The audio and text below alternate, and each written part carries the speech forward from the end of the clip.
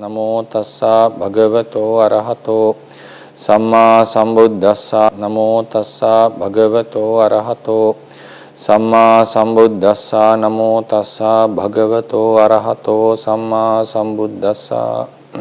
Good evening, everyone. Today we are commencing our Dhamma Vinicchaya program, which we have been doing for the last few months. And so far we have discussed 10 topics based on the Dhamma Vinicchaya book written by the late Venerable Renukane Chamdavimala Thero. So today I am going to discuss a very important, at the same time insightful topic on some of the fundamentals that we have discussed so far regarding the threefold Chethiyas. Threefold Chethiyas, which are the relics of the Buddha, and then the Bodhi tree which he used, which he sat before on his enlightenment, and also the statues that are made as replicas of the Buddha, representing the Buddha. So which we call Saririka, Paribhogika and Uddesika Chethiyas. There is a hierarchy of these Chethiyas. We discussed, if I remind what we have discussed so far, has the Buddha allowed or recommended paying respect to the Chethiyas? Did this custom began while the Buddha was alive, or was this something that started after some time? So we were discussing on these issues, and also some very important topic was raised. Why did the Venerable Ananda choose to establish a Bodhi tree instead of placing some other requisites the Buddha had been using regularly? And Mahathera's idea was that because a Bodhi tree can endure lots of hardships, weather hardships, and also a lot of adversities the people could cause upon it, and also a Bodhi tree can last long, it lives long, and it has been proven that because the Ananda Bodhi tree is still existing in the Jetavana Vihara. So the point is, in the handouts, if you were aware or if you can recall, we discussed that there was a question raised by Venerable Renukane Chamdavimala Thero on the amount or the degree of merits accumulated by a person while respecting these three different Chethiyas. That's a very important topic, which is a sensitive topic, but it can give lots of insights to all the ones who are following.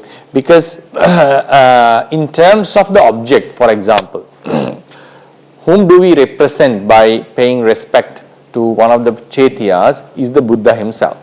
So Renukane Chamdavimala Thero has said there is no difference between the merits accumulated when we pay respect to each Chetiya. So if I use the board, for instance, Saririka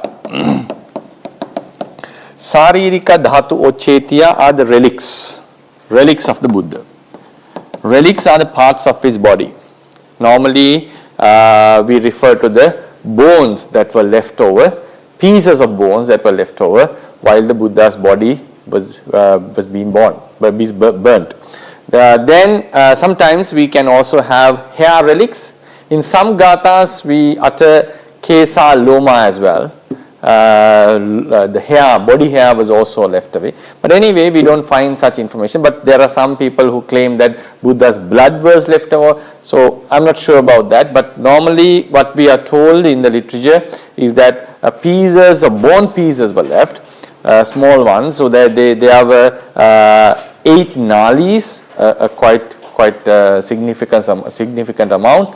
And one of the nalis were enshrined in the Chetiya, Mahachetya, and then the teeth remained, out of which the four canine teeth are very significant, and the remaining teeth were taken away by the deities who visited this Chakavala, who visited this world cycle from outer world cycles. So anyway, so we have relics, parts of the Buddha's body that were left over after his body was cremated. Then we have Paribhogika Chethya. So most significant one being the Bodhi tree, the great Bodhi tree under which he got enlightened, and also the Bodhi trees that belong to the lineage of that great Bodhi tree. Then whatever the requisite that he used, such as the patta bowl, robes do not last for such long period. There is a stupa in which his bathing cloth was enshrined. I'm not sure whether it's still existing or not. The chair he sat was enshrined in the Kalaniya stupa according to the chronicles, and many other things. Any requisite that he used can be said to be Paribhogika Chethya. Then we have Uddesika Chethiyas. Uddesika Chethya does not contain either relics or anything that the Buddha used. It's just a sign or just a representation of the Buddha, the most common being the Buddha statues. On ancient days, sometimes the wheel of the Dhamma Chakra was used. Sometimes the sign of the Buddha's footprint was used to resemble the Buddha. And the most important characteristic of Uddesika Chethya is it doesn't contain any relics. If relics were enshrined in a Buddha statue, then it becomes a saririka thing. It becomes a saririka sadhatuka patima, which we call. So it is a saririka object. That's what happens to the Chethiyas, the pagodas we see in countries like Sri Lanka. The relics are enshrined there, so they have to be considered as a saririka Chethya. Sometimes there can be a stupa without the relics, as it happened in the story of Pulina Tupatheriya Padhana, which we discussed a few months back. A hermit once built a stupa with sand, and he started respecting it as the Buddha. So the most important characteristic of Uddesika Chethya is they do not carry or they do not contain any of the relics or any object that the Buddha has used. So these are the three. So when we are paying respect to any of these three, I hope some were able to pay respect to the great tooth relic in Kandy, if you are in Sri Lanka, and I personally got that great opportunity to have a nice look, have a closer look at it. Yeah, it was a very significant moment in my life. So anyway, so paying respect to any of these relics, in the end we are referring to the Buddha. That's the point. We are referring to the Buddha through them.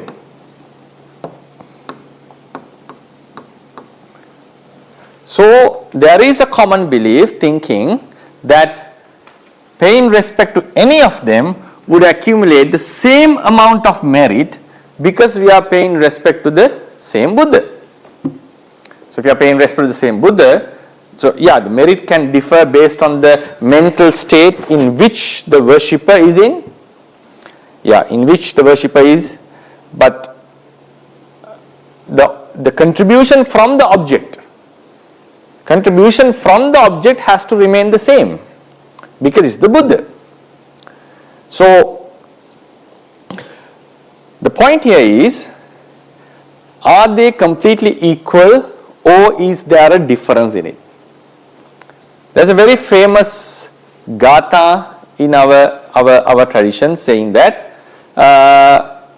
the merits accumulated by a person offering something to the living Buddha and offering something to a already passed away Buddha who has attained parinibbana, if you can maintain the same sort of mindset, you will be able to gain same merits regardless of the presence of the Buddha. Same chitte, we say Thittante nibbute chapi same chitte samang palang. Cheto panidhi hetuhi satta gacchanti sugati. So if you can maintain the same mindset, if someone can believe or someone can have the same mindset as he has met the Buddha and offer something to the Chetya, Mahachetya or to the Buddha statue which is in your house, at your house.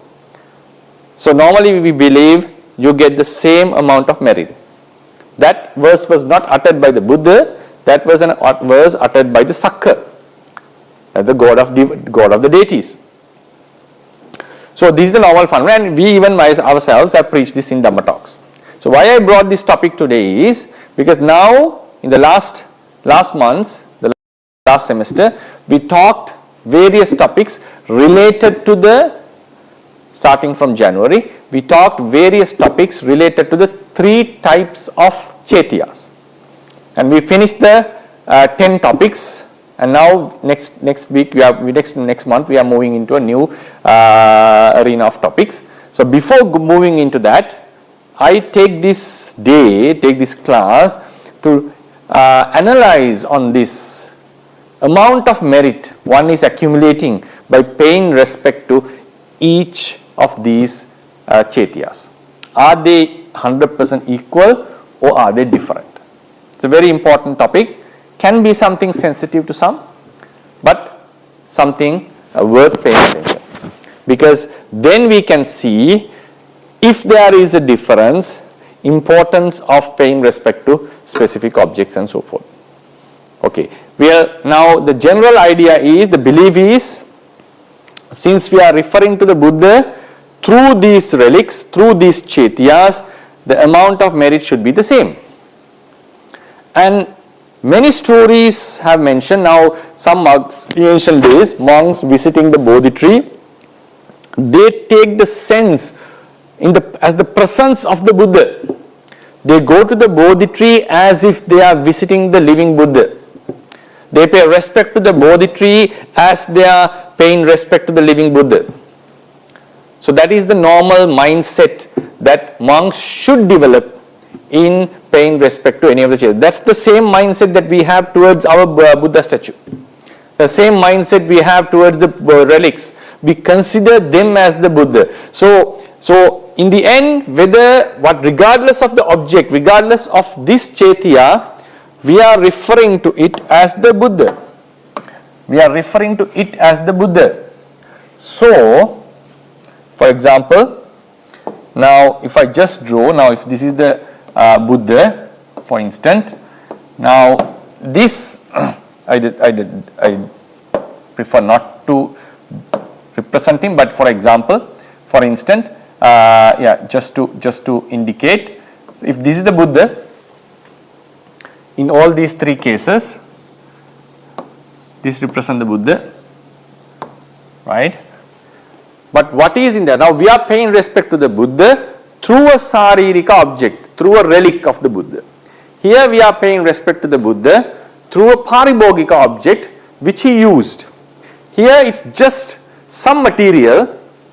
It doesn't need to be a specific thing. It can be something made out of wood, it can be something made out of stone, or it can be something made out of clay, or whatever it is. Maybe out of plastic or whatever.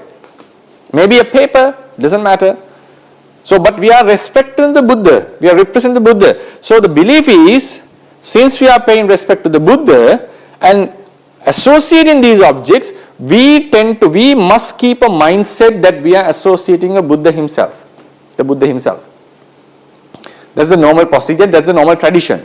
That's how when we visit to a Bodhi tree, we feel it as the Buddha, we consider it as the Buddha. Now the point is whether this consideration is fully accurate. I'm not saying it's wrong, it's perfectly okay. Even myself have that attitude when you are visiting a Bodhi tree or a relic or a Buddha statue, we consider it as the Buddha. But isn't there any difference between them? Are they 100% equal? Are we getting the same merit while paying respect to each of these stupas, each of these Chethiyas? That is the point at discussion. That's the point at discussion. So now, in order to now, the general belief is we are getting the same merit. That's what the Renukane Chamdavimala Mahathera has said. Now I am going to analyze this. I am going to deviate a bit from the general opinion, and at the end of the lecture you will have more insights about what I am trying to tell you. Now, are we getting the same amount of merit? That's a very important thing. The common belief as given in the based on the Gatha given in the Vimanavattu Pali, Same Chitte Samang Palang Thittante Nibbute Chapi Thittante Nibbute Chapi Same Chitte Samang Palang. So we get the same amount of results when we maintain this similar mindset, regardless of the fact whether the Buddha was alive or he has attained Parinibbana. Regardless of this fact. So that is the normal understanding. That's what we normally preach as well. But is this like, are we going to say that even at a micro level, even at the entire level, the merit is same or not? This is the discussion at hand. Now, I'll take two examples, two approaches, two points, which would say something otherwise. Now, think about this merit, which we call the Abhinihara Kusala. Abhinihara Kusala. Abhinihara Kusala means this comes with regard to all three types of bodhis, Buddhahood, Pacceka Buddhahood and Arahanthood. Normally, very commonly, this is known regard to the Samma Sambuddhahood. Abhinihara Kusala is the meritorious deed that we do, after which, by doing which, someone become destined to be a Samma Sambuddha one day. I'll repeat it again. Abhinihara Kusala is the merit by which one becomes destined to be a Samma Sambuddha one day. And when the hermit Sumedha, the ascetic Sumedha made such a merit in front of the Dipankara Buddha, and he became destined to be the Buddha Gautama one day, after 4 Asankhya and 100,000 years, based on the level he had at that moment. Before that, he had accumulated a lot of merit. There's no argument in that. He had started the journey. We don't have much information about it. There is a book called Saddhamma Ratanakaraya, in which our Bodhisattva's initial stages of Bodhisattvahood has been explained. But this is not something which is found in any of the commentaries or sub-commentaries. This is found in a book which was written at a later stage as maybe during the Kandian era or something similar to that. So this was later. So we don't know exactly how this information was gathered by this author. But there is a slight hint on that when Yasodhara was about to pass away, attain Parinibbana. She said that we both, you and me, Buddha and him, met ancient Brahma Deva Buddha and a Buddha called Gautama, which are not in the list of 28 that we know. So they have come even from a time period even before that, before Dipankara Buddha.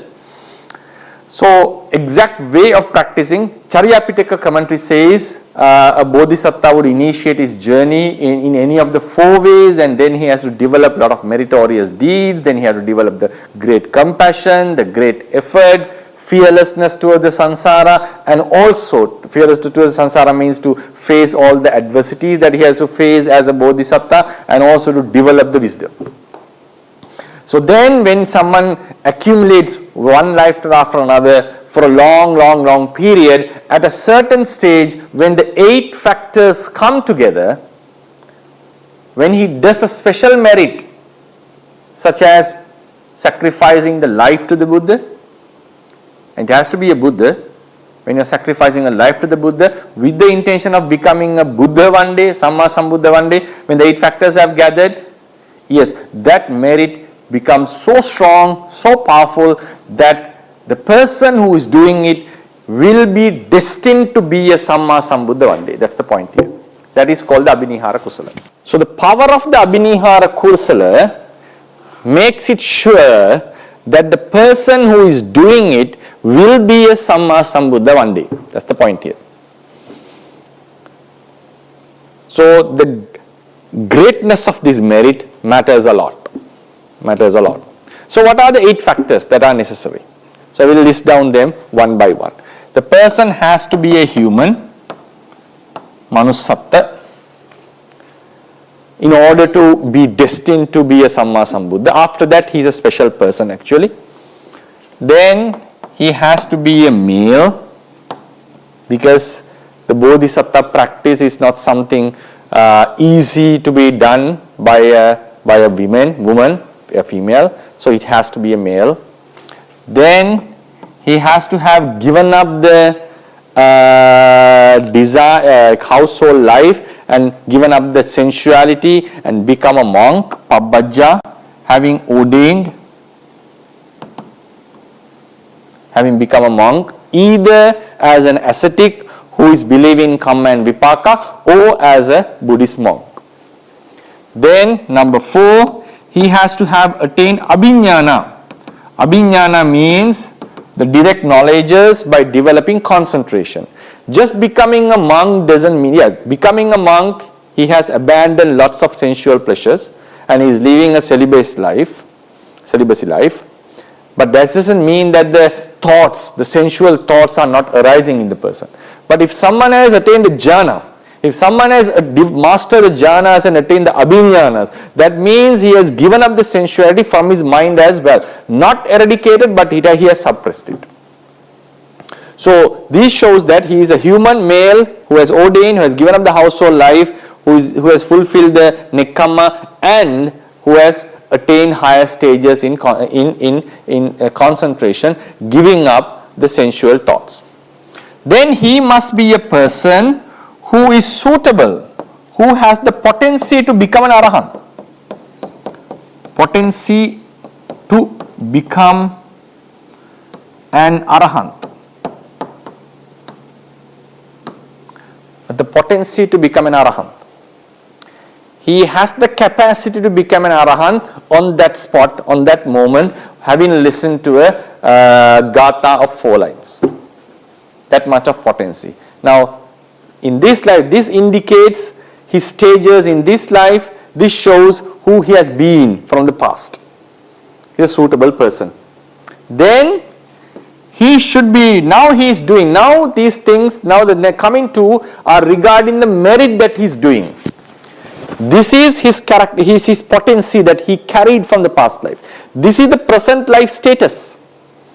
So when we are attaining something, when we are attaining a higher stage, we should also, it's a very important thing, we should possess some potency from the past life, especially when we are attaining a noble stage. We should have a potency from the past life. At the same time, our current life status, the position we are in also matters. That's what the Mahadana Setti lacked.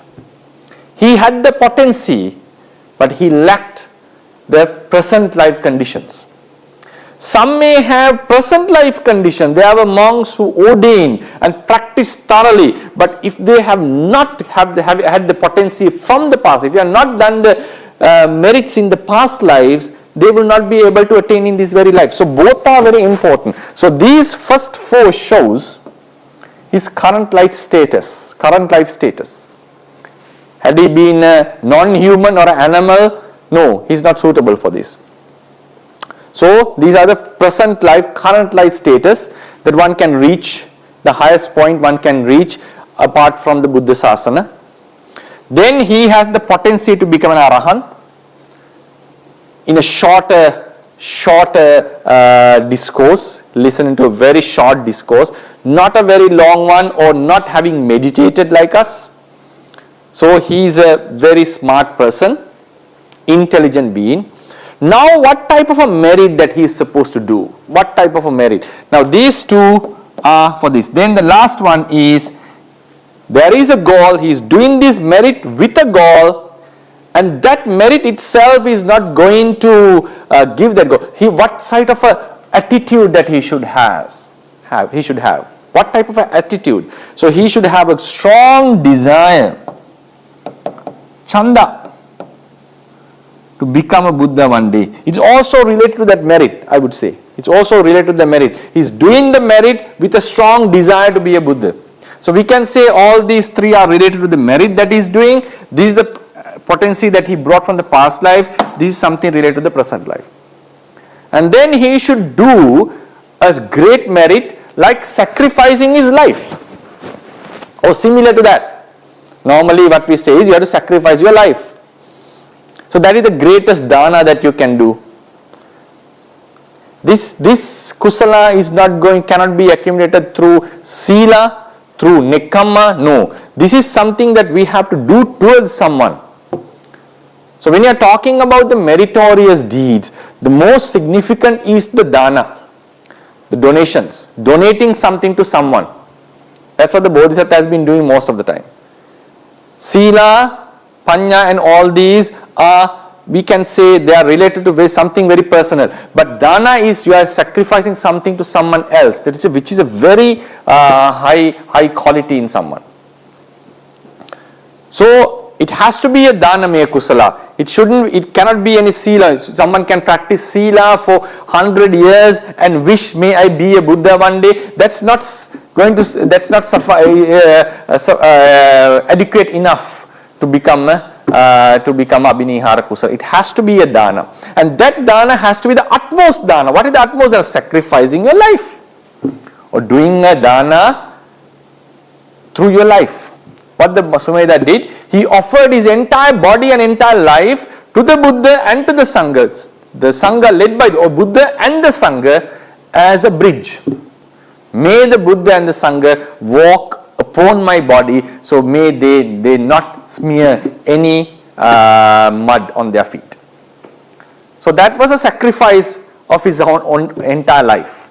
So sacrificing the life, or offering the life,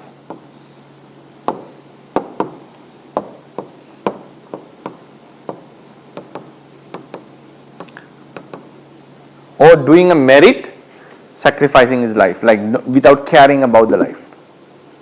And this has to be done. To whom this has to be done? It has to be done to the greatest person who can make the merit the highest. And it has to be done towards a living Buddha. It's a very important point. It has to be done towards a living Buddha. This is the point that I am going to highlight. Some of you would be able to figure out where I am going now.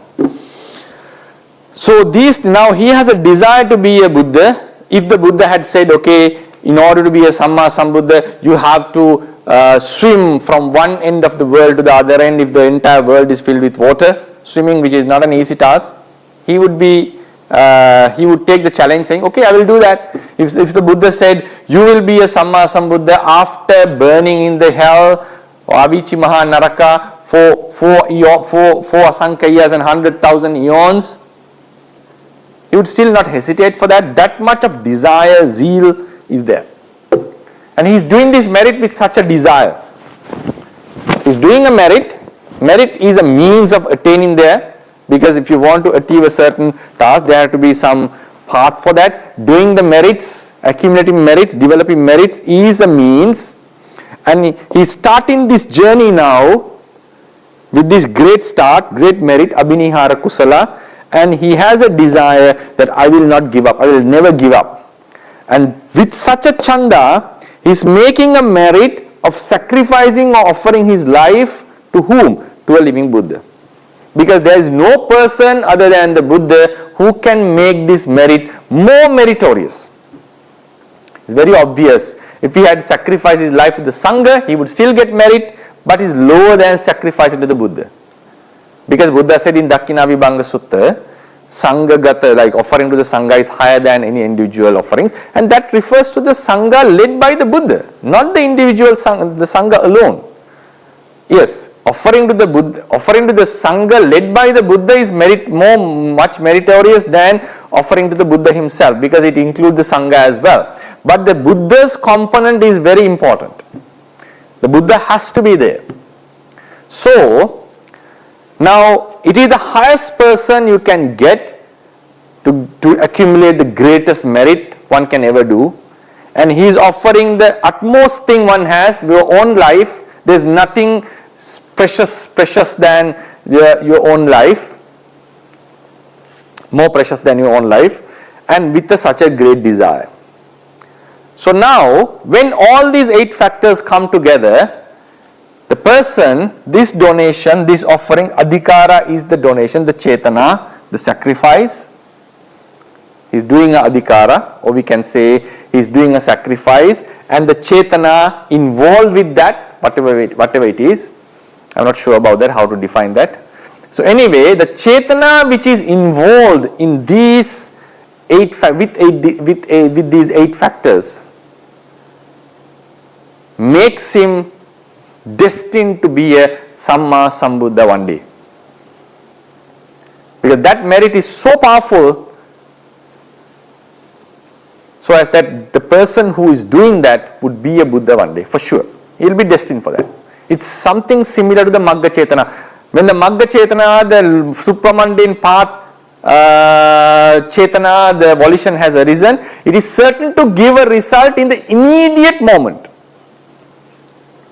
The same thing happens with if someone has done any of the heinous deeds, killing matricide and patricide and so forth, he will be sure to be born in the hell in the next life. No one can prevent that.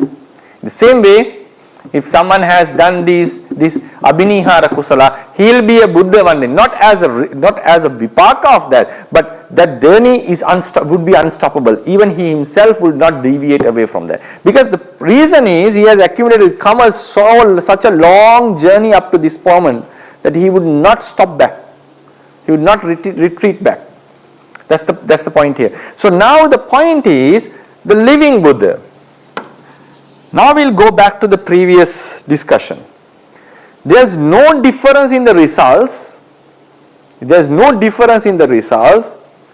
If you have the same mindset, if you are paying, when you have the same mindset, if you are doing something, if you are offering something to even to the living Buddha or the Buddha who had attained Parinibbana, the result would be the same.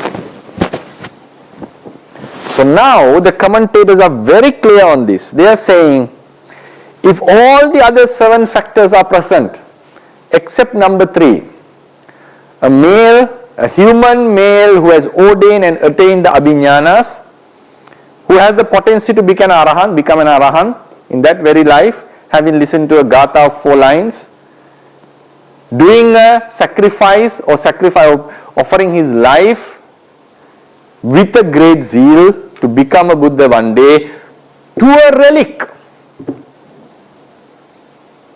or maybe to the Mahacheti, or where all the relics of the Buddha has gathered, or even to a body that the Buddha has sent, having created a psychic image, or whatever it is.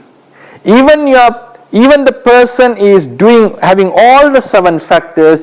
If this was the relics, and if he had the same mindset, same chitte samampalang, if you are able to maintain the same mindset, what would be the result?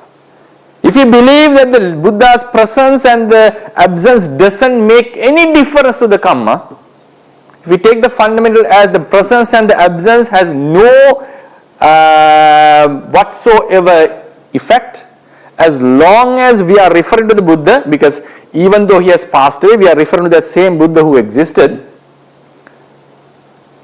So his presence and absence doesn't make any difference. Sacrificing or offering your life, or Bodhisattva offering his life to relics and wishing to be a Buddha with all the 7 factors fulfilled, would suffice, should suffice as an abhinihara kusala. But it doesn't. That's the point. It doesn't. The commentators are very clear, the Theravada tradition is very clear, even all the 7 factors are complete. If he is paying this respect or the offering to a relic, not to the real Buddha, his abhinihara kusala is not going to make him a Buddha one day. It will be a supporting factor for sure, but it's not going to fix him. He's not going to be certain because of that. Why is that? The living Buddha was missing. So what does it mean? The living Buddha, the Buddha's presence makes the karma different. It means you are paying respect to the Mahacheti, thinking it as the Buddha, as we do here. But if you are paying respect to the real Buddha, for instance, if this is the real Buddha, for example, if this is the real Buddha,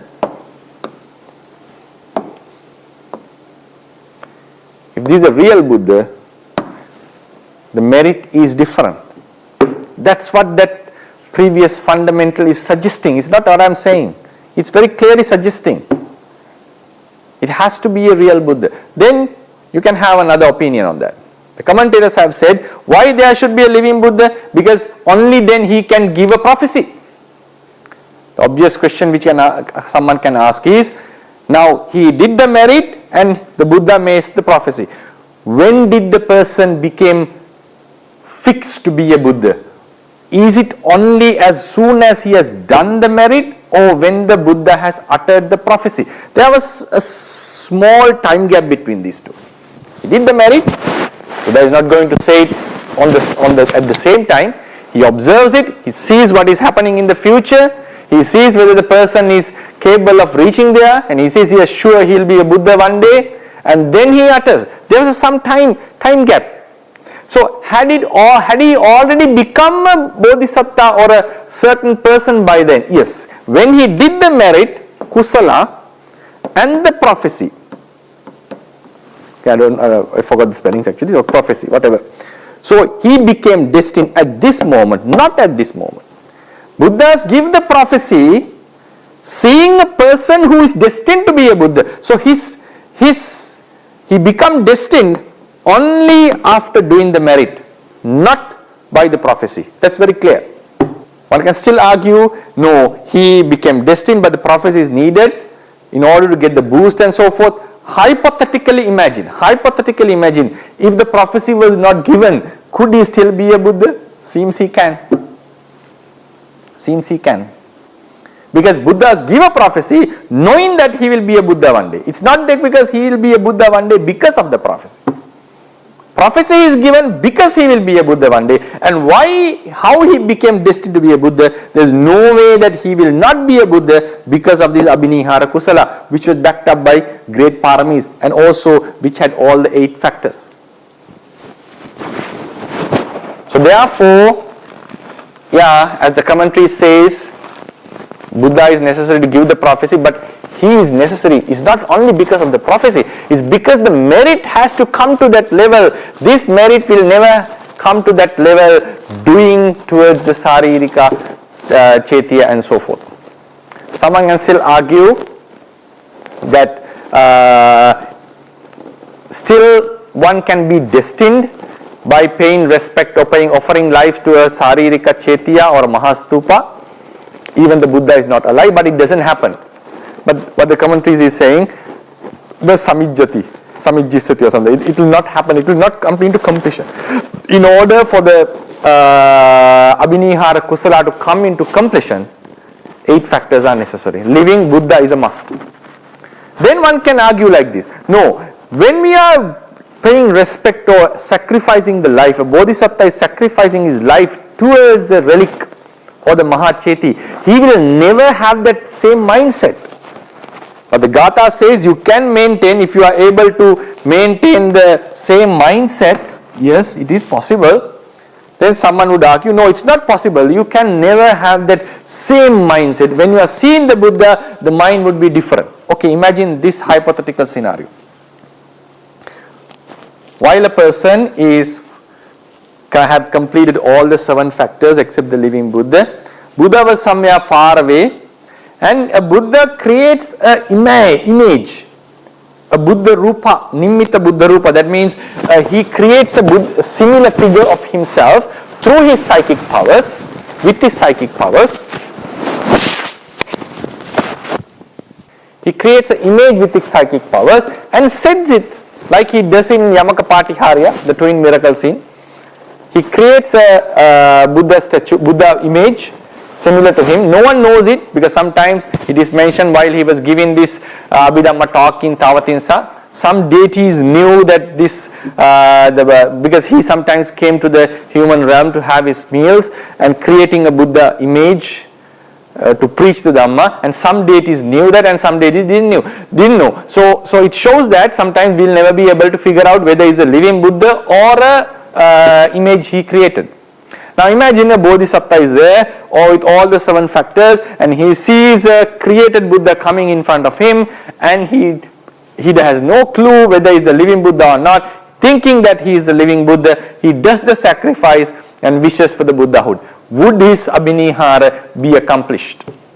Seems not, because it's not a living Buddha. So what does this suggest?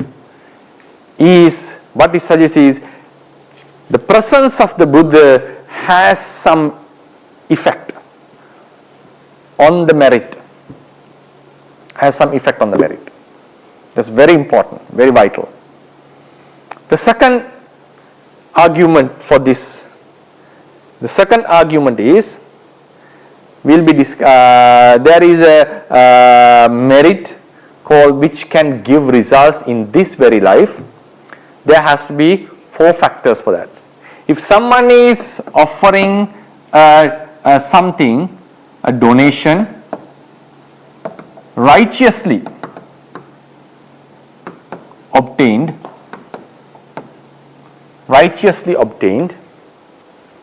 donation righteously obtained, with the belief in karma vipaka,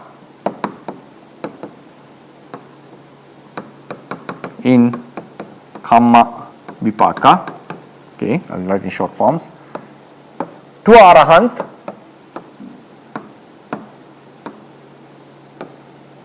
who had just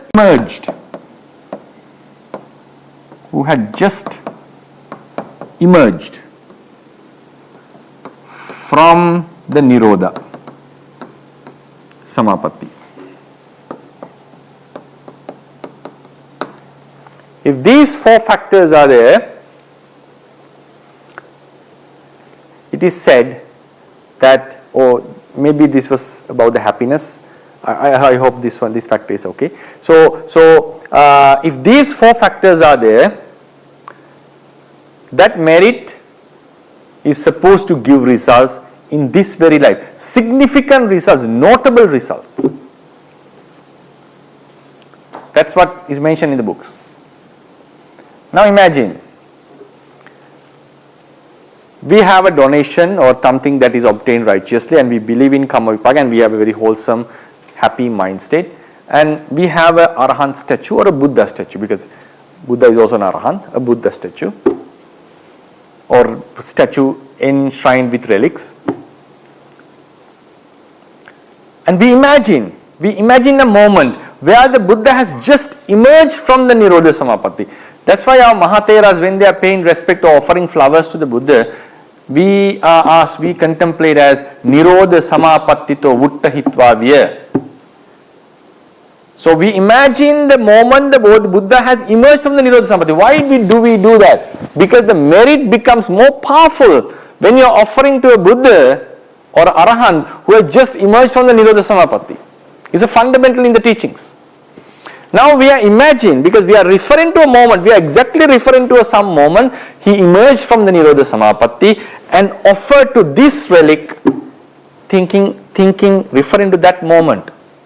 Are we going to get notable results in this very life because of this?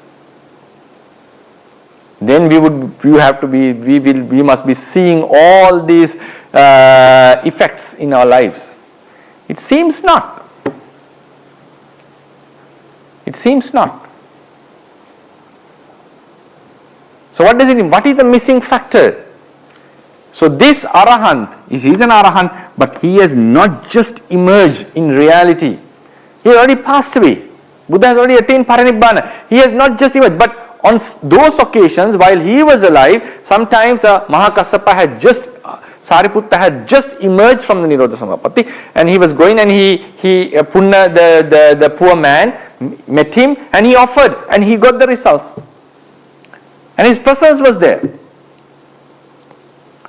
So his presence does matter.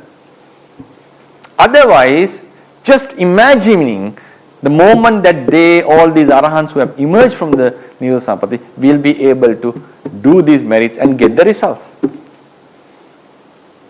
So none of us are going to say that imagining the Bodhisattva has emerged from a Nirodha Samapatti, when we are offering these merits, we are going to get results in this very way, and none of us are going to say the fourth factor is complete. This also suggests that the presence of the person matters even though we are referring to the same person.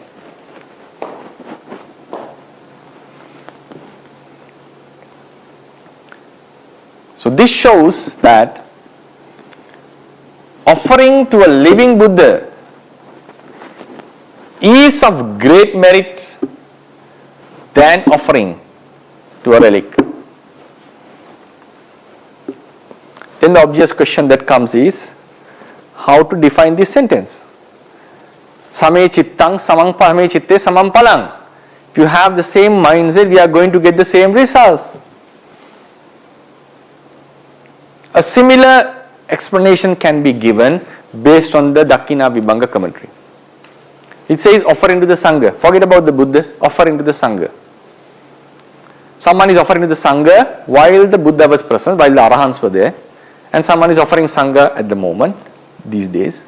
And someone will offer Sangha when the Sangha's Sila has completely dropped down to the Kasava Kantakas who has no Sila but who are representing the Sangha. In all these three occasions, Sanghika Dana is accumulated. There is no doubt in it. But the commentary clearly says, the Sanghika Dana given today is different from the Sanghika Dana given while the Arahants were alive, while the great disciples were alive. It's different. We cannot compare these two.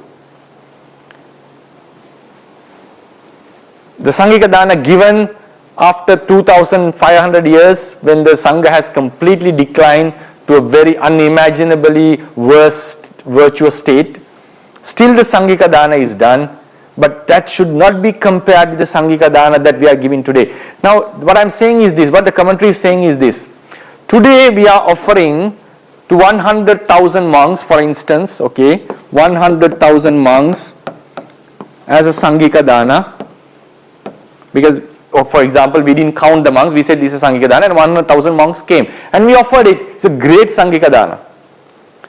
And tomorrow also we are asking, Mahasangha comes. We don't need a number. How much comes? We are going to offer.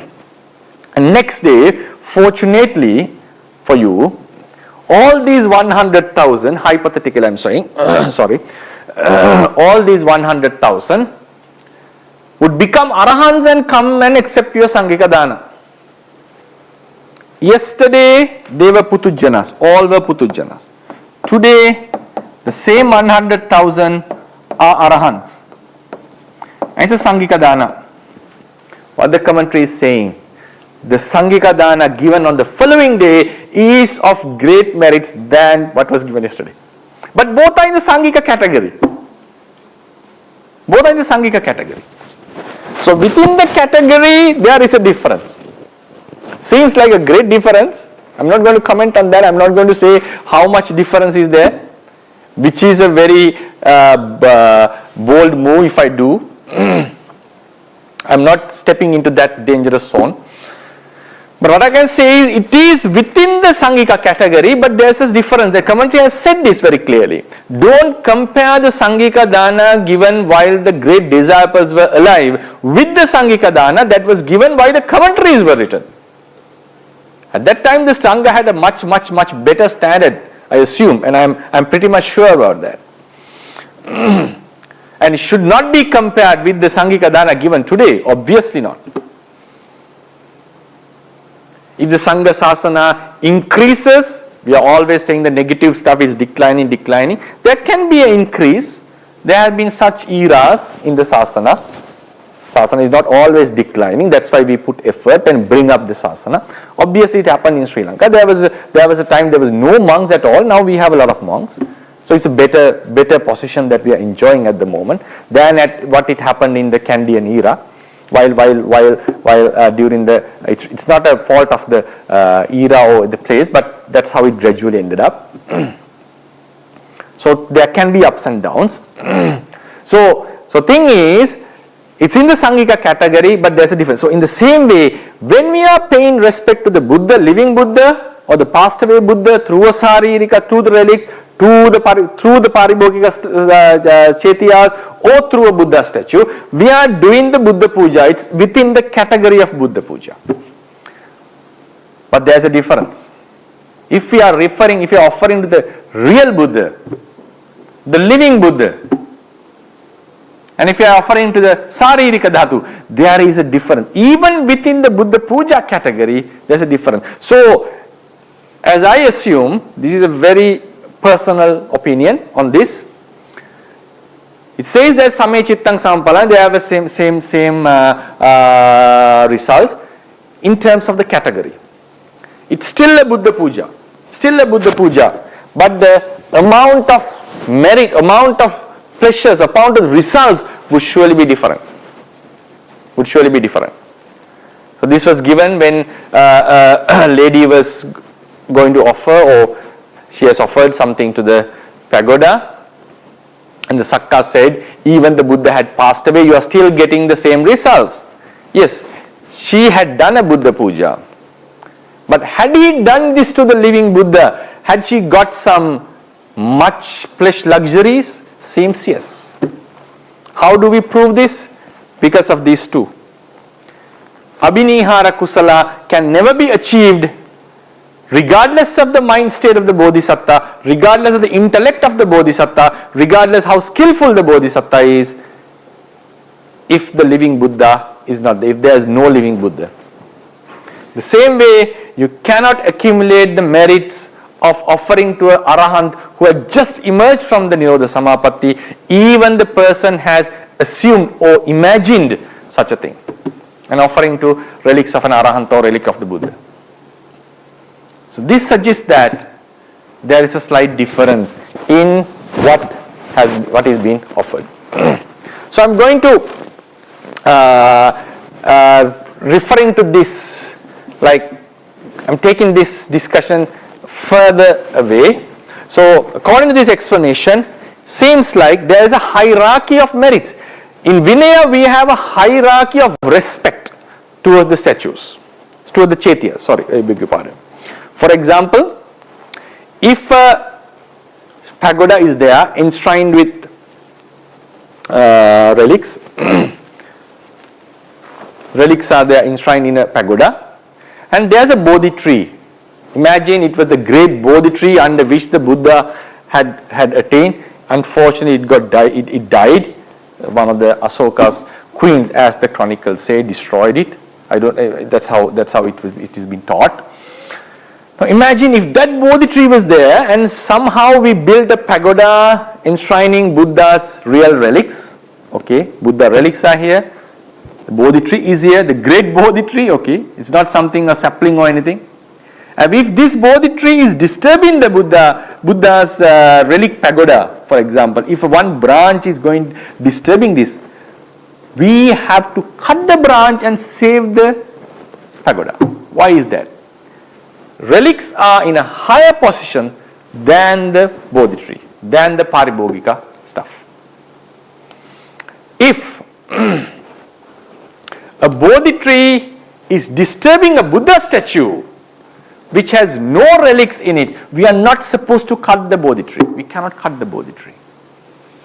If the Buddha statue contains the Saririka Dhatus, then we have to cut the Bodhi tree and save the relic,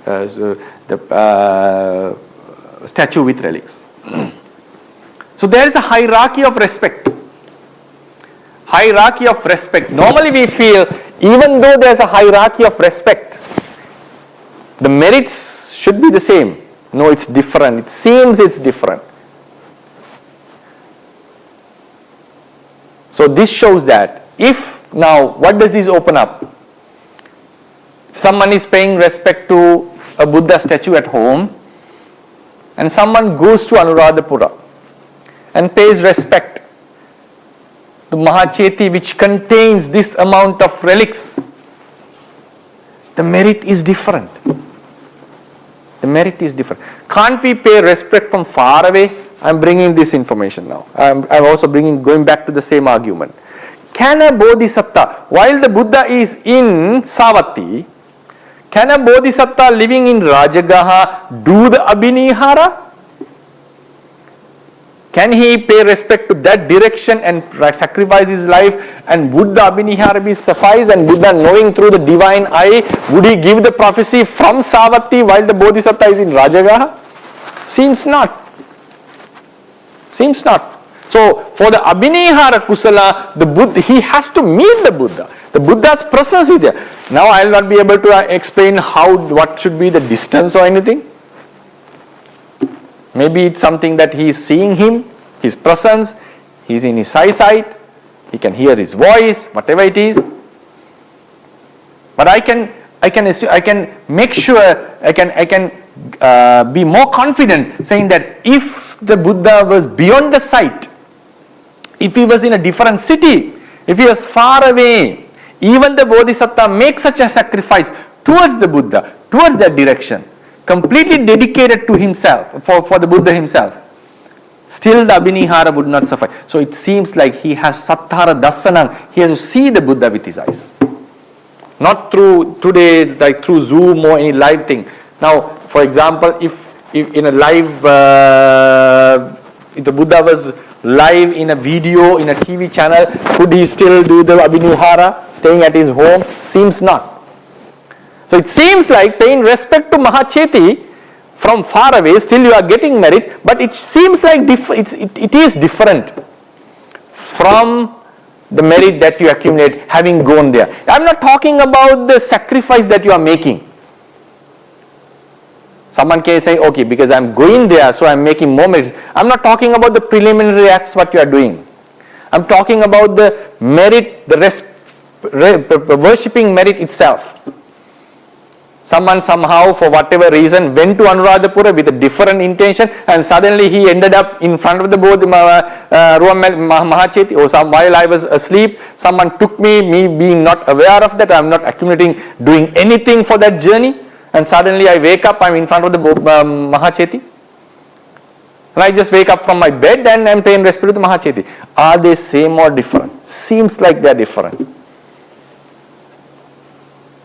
So it shows that going to the presence of such relics and paying respect is a higher merit, is a higher thing. So this shows that visiting the tooth relic in Kandy, visiting the Mahacheti in the Anuradhapura, visiting the Mahabodhi in Anuradhapura, or visiting a great pagoda which is sure to be enshrined with relics, we can accumulate more and more merits. So this shows that I am not discouraging the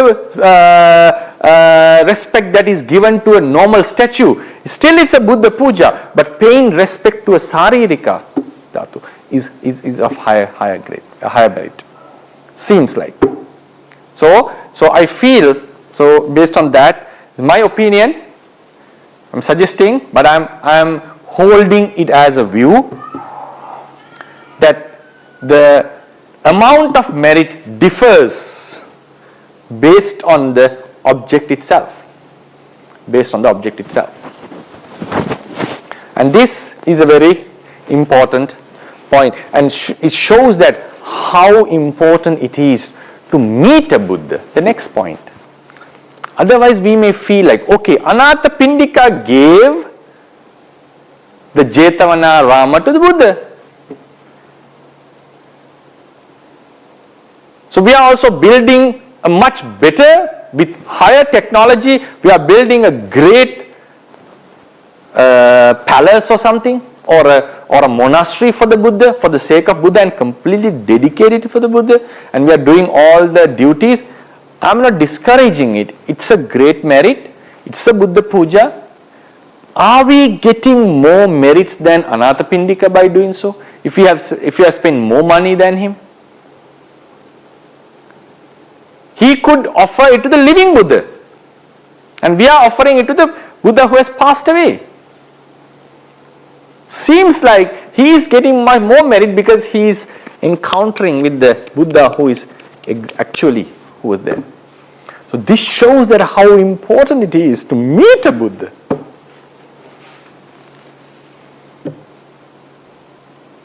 Otherwise, for example, imagine this.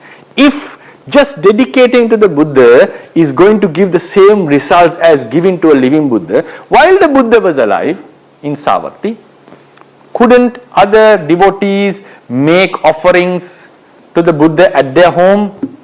Yes, they could do that. They could dedicate it to the Buddha. That's what we are doing at the moment. But are they getting the same merit like while there's someone who is really feeding the Buddha? Isn't it there's a difference? For example, if you are offering a monk, if you are giving a meal to the monk, can my parents or someone or any devotees offer to me at their house and say, Bante, I offered you the meal. What did I get? I didn't eat anything. I'm still hungry. If I had not get my meal, I'm still in hunger. So there has to be some sort of difference here. Isn't that a merit? Yes, it is a merit because he has dedicated it for me. He has dedicated it. Because Sammanakana is there such merit. If you can offer a candle to the Buddha, if you are offering a lamp to the Buddha, and if it is a merit, offering rice even though he is not getting any use of it, that has to be a merit. There is no argument in it, in terms of the fundamentals of Theravada. But there is a slight difference here. That's what I want to emphasize. So this shows that having a true relic is a great opportunity to accumulate great merits. Having a real Bodhi tree connected to the great Bodhi tree is a great merit. That's why it's important. Sometimes we visit India and we visit the great Bodhi tree and visit that particular place and pay respect. Then we are getting a higher merit, even though we are able to do the same thing staying far away. Yes, we are getting a merit, but there's a difference in it. So that's the important point that I want to emphasize on this. So the thing is, what is there matters. It's not only Chetana. Then someone can argue, isn't it the Chetana ham bhikkave kamma vadami Chetana what matters? Yes, Chetana is the kamma, there's no argument in that. But there is a contribution from the object whom we are paying respect, whom we are offering to. Otherwise, for example, imagine this scenario. Someone wants to kill his mother. The Chetana, the intention is killing the mother. And he goes to her room. And someone is lying down on the bed covering the entire body. And thinking she's the mother, believing she's the mother, he stabs. And it happened to be a strange woman who had just visited, and for some mother's friend who had visited and slept on the bed. My intention was to kill the mother. I didn't know. I just killed, I stabbed and went. I didn't know. Then I suddenly see that my mother is still walking in the home. Then that's the time I realize, oh, I have killed someone else. If Chetana is only the Chetana is contributing to the demerit, the person must have accumulated. He has done the matricide, or he is a matricide. It cannot be, because the mother is still alive. How can you commit matricide without killing the mother, by killing someone else? So it shows that it's very clear. I'll repeat it again. The person thinks I'm killing the mother, he has no clue it was a different woman, and he kills, and he He doesn't know, even after that he doesn't know. While he is walking, after few hours, maybe a few minutes, few hours, he sees the mother is still alive. Then that's the time he realizes, oh, I have killed someone else. So has he committed matricide? Obviously not. Obviously not. If only Chetana is the factor, someone is offering, okay, imagine he is offering a meal. He has not seen the Buddha, for example. He has not seen the Buddha. He believes, he thinks when he sees some ascetic, some other ascetic, he's a non-Buddhist ascetic approaching him, and he has heard the rumors about the Buddha. He feels, oh, this is the Buddha, and thinking it's the Gautama Buddha, Samma Sambuddha, and so forth. And he offers it to the person. He offers the meal to the person. Is he getting the merits of offering a Samma Sambuddha? He is a completely different person. And later on he knows, no, this is not the Buddha, Buddha is someone else. So has he accumulated the merits of offering to a Buddha by offering to someone else? No, obviously not. So what matters is, other than the Chetana, Chetana decides whether it's a good or a bad action. Chetana decides whether the action was a karma or not. I was rubbing this place with my hand and accidentally I happened to crush an animal or crush an ant. But my intention was just to rub this or to clear this place. I didn't have any intention of killing. So Buddha would say, Chetanaham bhikkhave kamma vadami. You didn't have a chetana of killing, so you have not accumulated the karma of killing. So Chetanaham bhikkhave kamma vadami is to decide whether you have done a karma or not. What sort of karma you have done or not. Whether it was a killing or something else, or whether it was a merit or a demerit, whether he has committed the merit or a demerit. So in order to decide that, to decide the strength of the act, it's not only the Chetana, the greater the Chetana, the greater the act is. Yes, obviously. But there is a contribution from the object itself to whom this act was done.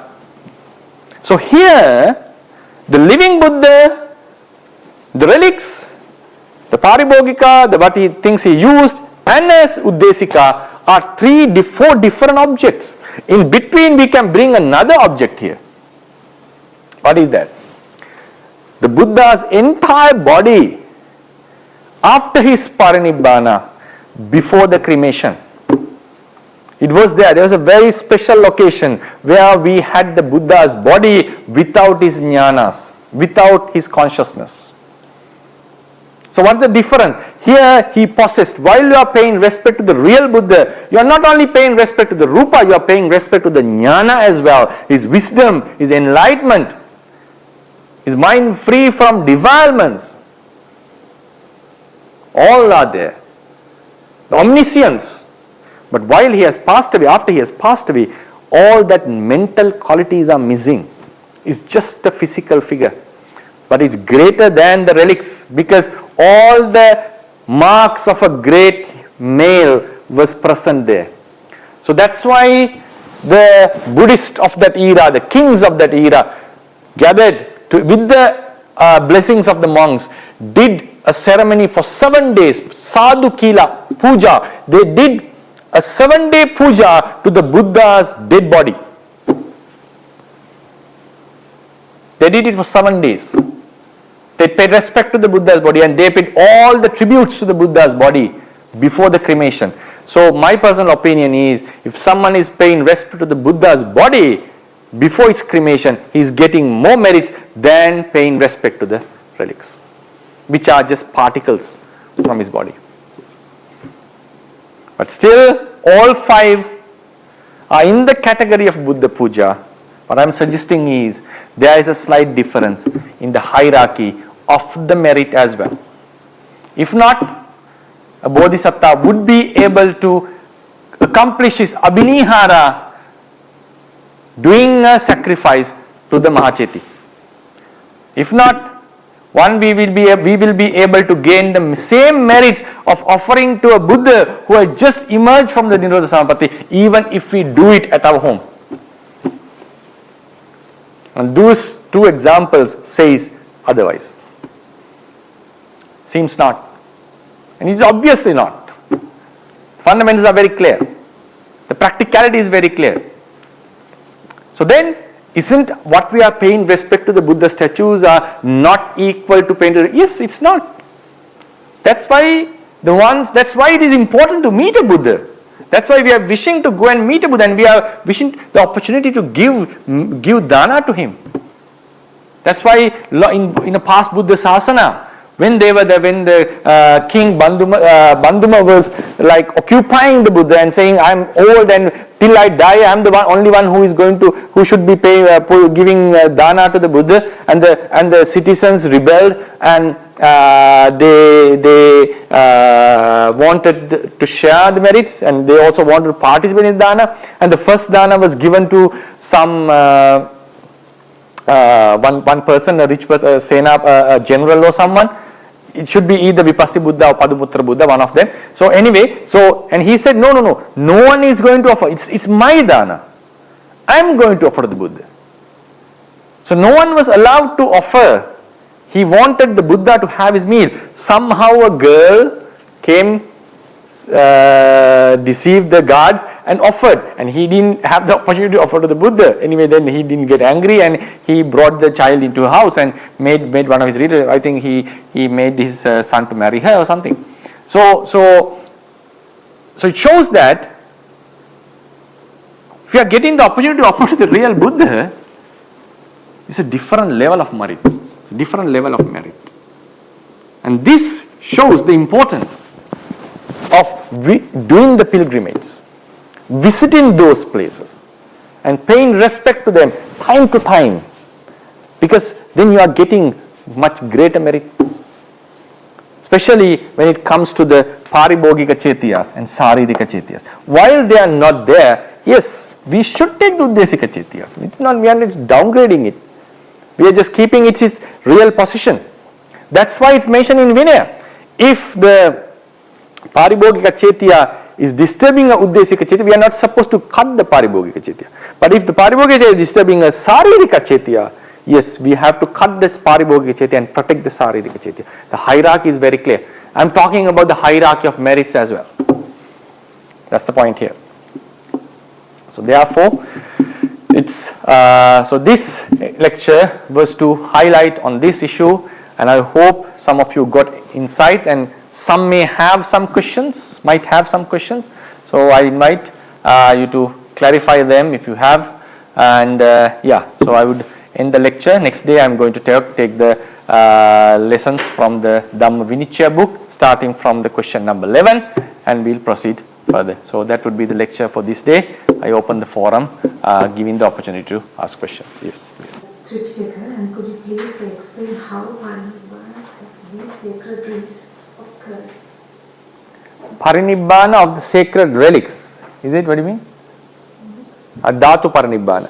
The relics Parinibbana is not mentioned in the Tipitaka itself. It's not mentioned in the Tipitaka itself. I think it's mentioned in the commentaries. I have read it in Pujavali actually, a book written in Anuradhapura, era of Anuradhapura, and I think it's mentioned in the commentaries how it happens. According to what I have read from Pujavali, all the relics in the world, they will not get destroyed till that last moment. They all get burnt out at the same time, and so they will all gather at one place, and finally, I think in Sri Lanka also it may gather, or I actually forgot it. So finally they will visit the Bodh Gaya, where the Buddha got enlightened, and it will make a Buddha's figure will be made out of the relics, and it will perform the twin miracles over there, and finally it will get burnt, and that's the end of the Buddha Sasana of the Gautama Samma Sambuddha. And the book says that humans will not be seeing that at that time, only the deities will be experiencing it. So after that, suddenly it seems like for the humans it seems like the relics get disappeared suddenly after that moment. So we believe, the tradition believes it would happen after 5,000 years from the Buddha's Parinibbana. That means in another 2,432 years seems like, because we are in the 2,568th year. So in another 2,437 and few months.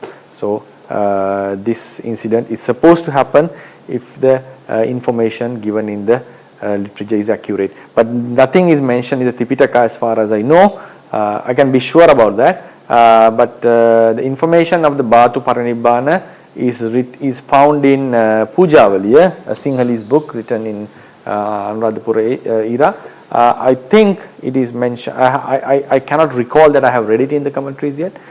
So it must be in the commentaries. That's why they would not be able to get such detailed information from nowhere. And there's another one. So some people pay homage to the Buddha tree, seeking relief from misfortunes and success in examinations or freedom from various difficulties in life.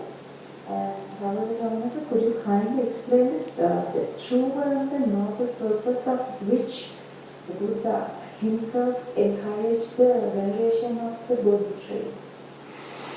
According to the commentaries, Bodhi tree was planted while the Buddha was alive, and that happened in Savatthi in the Jetavana Rama, and which was organized by Venerable Ananda, and Mahamoggallana was the one who brought the Bodhi seed. Actually, it was the fruit he brought, and it was planted. So, paying respect to the Bodhi tree, and also we find in many stories of the arahants in their past life, they have paid respect to the Bodhi tree in the past Buddha Sasana. So, this is not something that we can dismiss, saying that paying respect to the Bodhi tree was something that was new or originated later. I have seen some people dismissing it, saying that it's just paying respect to the trees, Buddha has not encouraged that and so forth, because there is a gatha saying paying respect to the mountains, trees, forest in search of refuge. Yes, you are not going to get it, and the real refuge is the Four Noble Truths, the Triple Gem and the Four Noble Truths. But here it's something, the approach is quite different. We are paying respect to something the Buddha has associated, Buddha has used. So now, for example, if there's something common, like for example, now we pay respect to the Buddha, and if he had given something from his body, for example, if he has given some hair to us personally, how would we feel? Are we going to throw it away, saying that this is rubbish, or this is a part of his body and this is repulsive, and we are not supposed to pay respect to this, we are supposed to contemplate this as repulsive? We are not going to do that. We are going to keep it. We feel privileged of receiving such hair relics from him, and we even do it for our seniors, sometimes for our kings, past kings, sometimes for the leaders. If you are getting something from a person whom we respect, even from our parents, sometimes things that we receive from our parents, we treasure it. We keep it with high veneration, with high respect. We protect it. The purpose is, it's specifically not about the thing, but it's about the person. But because of the person, the thing has become respectable. That's the point here. Thing has become respectable. So normally we don't, if the Buddha was, if Buddha was alive, he had a bed in his room. Are we going to, do you dare to go and sit on it? Obviously not. That's not the way it is. We will surely feel very bad if someone does so. So because we want to, it's not only about the person, it's not only about practicing. There is a way of paying respect to the person whom we admire, whom we respect, or especially under someone whom we go under whom we go refuge. So therefore, Bodhi tree, and the same thing now. Now think about the robe. Now how Mahakassapa would have felt wearing the Buddha's robe, the robe he wore. So it would have been a very. Would we be able to hold it if we had received it? I am pretty much sure Mahakassapa would have used it till his parnibbana. I assume, because if you get the robe from the Buddha, no one is there to throw it away. I think he would have used it, even though it may have got torn many times. I assume he would have used that, right? So that's the respect that he would have shown. Then someone can say there's attachment, and no, these are not attachment. These are the respect that we have. If there was if it was attachment, why did Mahakassapa visit the Buddha after he had passed away? He knew he is going to pass away. He knew he has passed away actually. He knew he has passed away. And he visited him. He visited and he paid tribute to the Buddha. Why all the great monks visited his tree and his body and paid? And why do arahant visit Buddha shrines, pagodas and pay respect? And it has happened in Sri Lanka. So his body parts, things that he has used, all become respectable items. The same thing happens with the Bodhi tree. That is the place he got enlightened.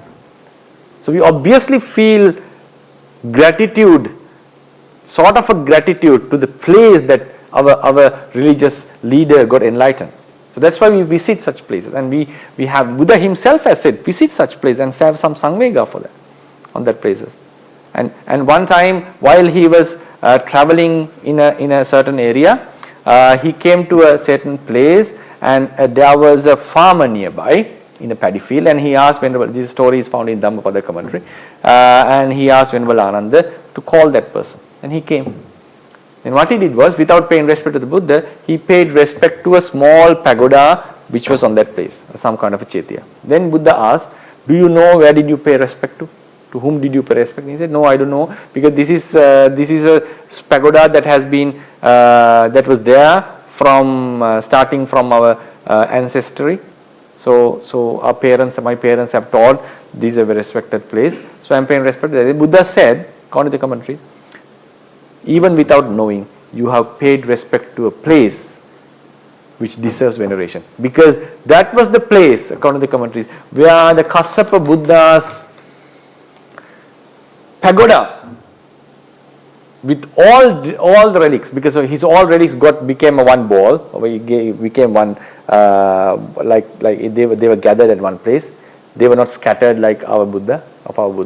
So then this is a place. This was the place where Kassapa Buddha's great pagoda was established. So he said, this is a place which deserves veneration. So therefore, the places one has lived in, the place one got enlightened, the things that he has used, the tree under which he got enlightened, the Vajrasana, the seat on which he sat, all these deserve veneration. So that's the most important point here. Then the next question which arises is, so paying respect to such objects is something that is accepted in our tradition. Then the next question which comes is, now instead of paying respect to such objects, referring to the Buddha, we are asking for some protection from that. We are asking some supernatural protection from these objects related to the Buddha.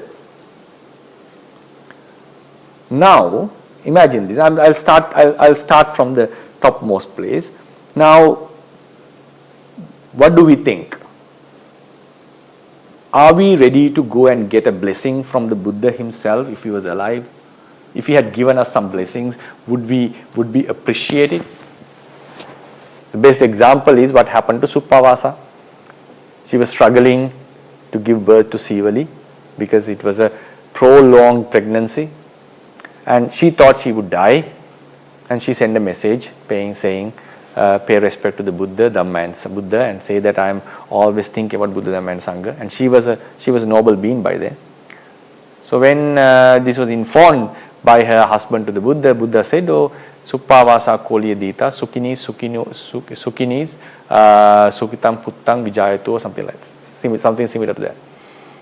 So may Suppavasa be blissful, and may she give birth to a healthy child. And with his utterance, with his blessings, she gave birth to the child. There are a few opinions on this. One opinion is, in the commentaries, she was supposed to suffer for another period. Even the Buddha had given the blessings before that.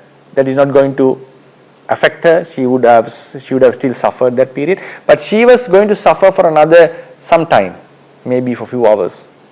By the Buddha's blessings, it was shortened. So Buddha's blessing helped her to recover. And it's possible. There are other opinions as well in the commentaries, but this is one opinion. And we know by the power of determination, power of truth, things do happen, and that's what we do in Paritta. By this, the power of this truth, may this happen and may he be protected and so forth. Etena satcha vajjena sottite hotu sabada. May good happens to you. So, if it was the Buddha, he would have, there is way of, he could have still protected. He should, protected means he should have given some protection to us. Possibility is there. He will not be able to completely protect us. Because he was unharmed by Nalagiri. And he protected the Dighayu, the child who was 7 years old and who was supposed to die in 7 days. And he made the Sangha to do parittas, and he himself went on that day, and he protected him from the demon who was going to eat him, kill the child. And he lived for 120 years. So such protections can be made by the Buddha. Protections can be made by the Sangha. Such protections can be made by the power of the truth and power of the Dhamma, power of the parittas and so forth. And then now we come to the relics part. Have the relics shown some miracles? Have they shown some strange things? Yes, according to the history, according to the chronicles, it has happened. And we still believe that, some believe, it's a common belief in among many Buddhists, that if the tooth relic was moved from one place to another, the rain would fall. And I think it happened, this time it happened outside Kandy, it says. I don't know the exact story. So normally it says the rain would fall. If there is a drought, what they do is normally take the tooth relic and start chanting, and they have witnessed that many rains have fallen. So these things, these special objects have that power. It's not the power of the object, because it was related to the Buddha himself. So those are very special things. So the Buddha himself, with his spiritual qualities, could have given the blessings to us. He will not be able to prevent all the adversities of the world. That's obvious. That's why he said the world is a suffering. But some kind of protection, that's what we are also seeking sometimes. And we believe that sometimes Dhamma will protect us. And this was done, the customary was done in a Jataka story. When the Bodhisattva was traveling to a certain kingdom, he was given paritta thread by a Pacceka Buddha. Pacceka Buddha gave him paritta thread, and it protected him from the female demon who was following him. And eventually she killed the other people who got deceived by her. She was coming with a very beautiful, attractive body, and Bodhisattva was able to maintain his composure and restraint. And for that, for the protection, the Pacceka Buddha had given him some paritta thread. He encircled him with his place with paritta thread, and that would have, and the female demon couldn't come. So these things, this some would say these mysterious protections and so forth are found related to things that are things of the spiritually developed beings. And the same thing applies to the Bodhi tree. This Bodhi tree is not something ordinary according to our belief. These are the Bodhi tree under which the Buddha got enlightened. And the tradition says it arose on the same day the Bodhisattva was born. And it says that this is a Bodhi tree, and that location is the only place where all the Buddhas would get enlightened. And they are always sitting towards, looking at the eastern direction. So these are Dhammatas. And that Bodhi tree, according to the literature, some may not accept that, but according to the literature, if I fix to the literature, was protecting, means like when the Mara was attacking or disturbing the Bodhisattva, it says that the Bodhi tree gave him protection. It's not the Bodhi tree that he was protected by his paramis, but also Bodhi tree was not affected by the Mara. So it has some kind of a power in it says.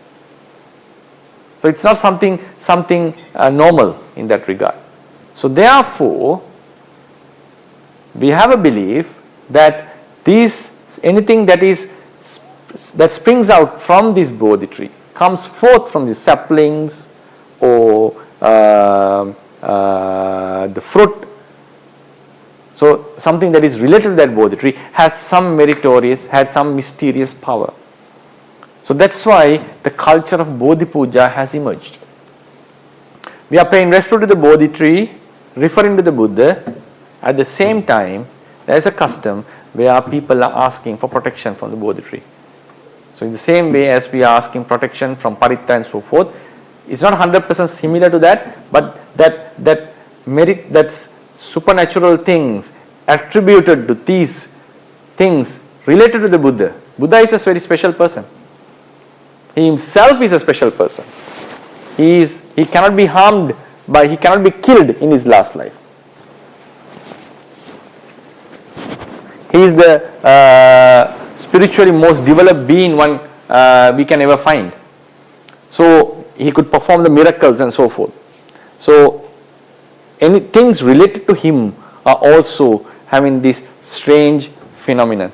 So that's why even the ancient Theras and also erudite scholars such as Renukane Chamdavimala Mahathera has said that if you want to get a protection from the Bodhi tree, this is how you should do it. That he has written a book called Bodhi Puja itself, mentioning how to do a Bodhi Puja correctly. So normally the protection is taken for normally that we do for the there's a custom, and most of the people say it can be witnessed that the relic, the tooth relic and the rain has a great relationship. In the same way, so sometimes people pay respect to Bodhi tree in search of rain, in search of protection from the diseases. I'm not sure whether the Bodhi tree, paying respect to Bodhi tree or such thing can help us to pass an examination or something. That's a different case, but because someone has to study, because even though you have paid respect to the Bodhi tree, the wisdom will, the information would not come to the mind. But sometimes you can have some kind of a spiritual effect on the mind and the body. So whatever the person has studied, he would not be, there's kind of a mysterious protection to the mind and the body, so he'll be able to write the exam with a clear mind. That's a different thing. But that respect is not going to give him all the knowledge if he had not studied. That's very obvious. There's no doubt in that. So sometimes protection from the diseases, protection from the diseases to the crops, and sometimes there's support in the weather conditions. These things, the tradition believes, can be achieved by through paying respect to relics and also to the Bodhi tree. So that is the common belief, and that is how we justify this thing. And first I started with the explanation on paying respect to these objects as objects of veneration. That's one thing, and these objects as something which has mysterious power. These are two things. So Buddha is a person who deserves veneration, and also he had some strange powers. So his relics, things he associated, things he used, are also connected to this mysterious realm. So that's why these cultures have emerged. They are not just something that can be dismissed, saying that these are not the teaching, they are against the teachings and so forth.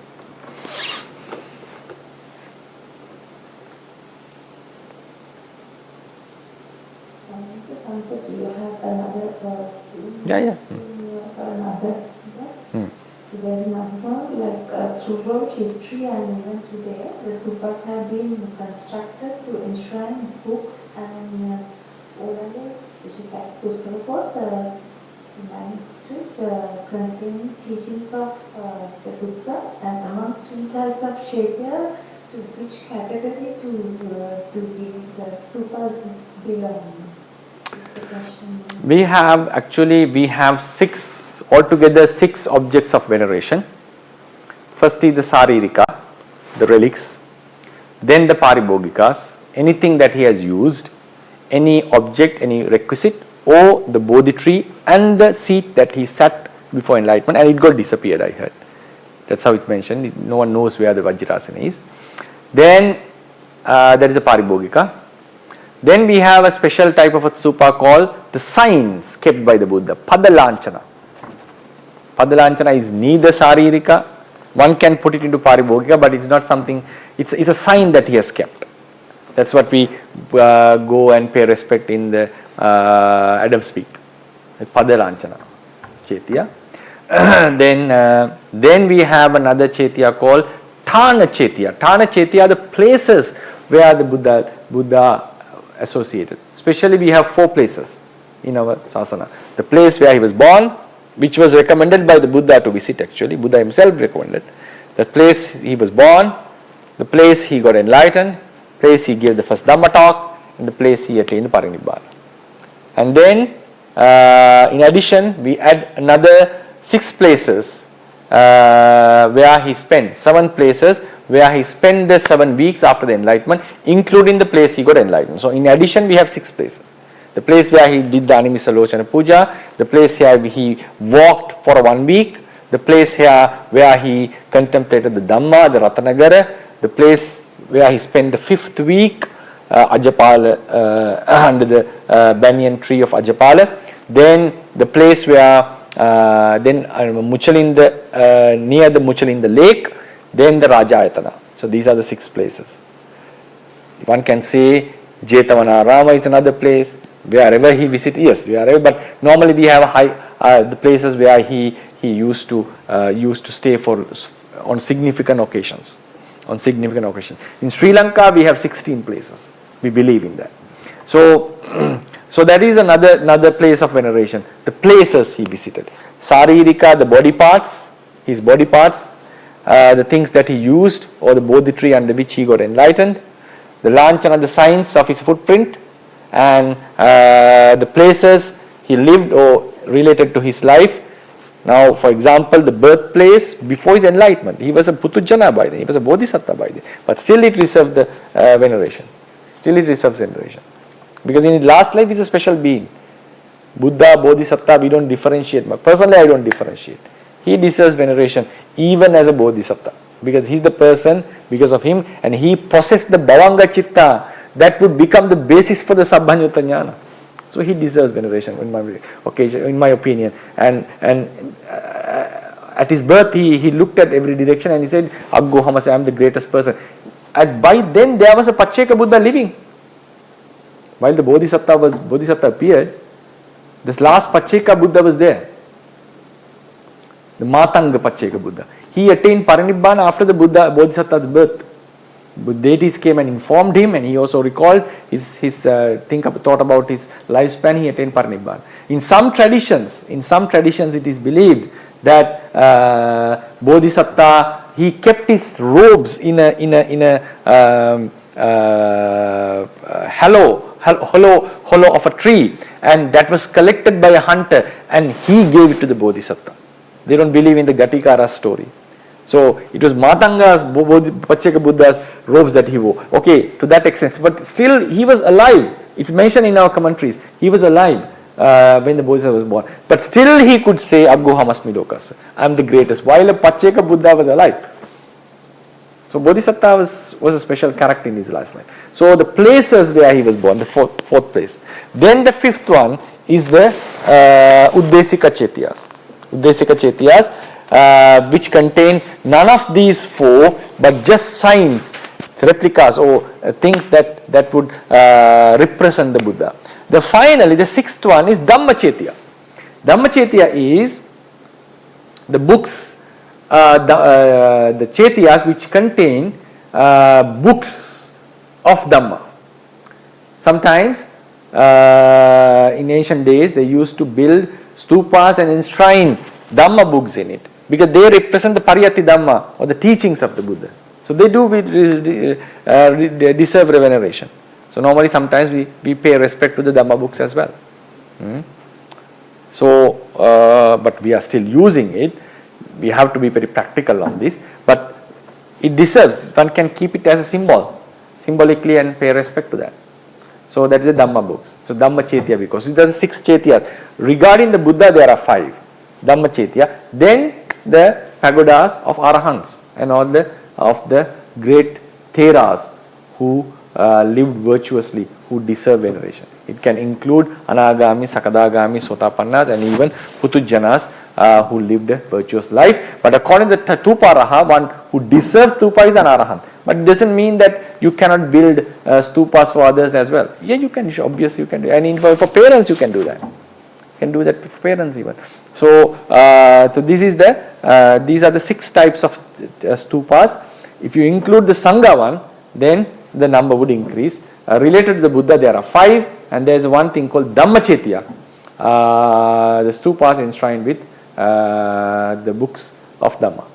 And finally, everyone who participated, I wish you all the best.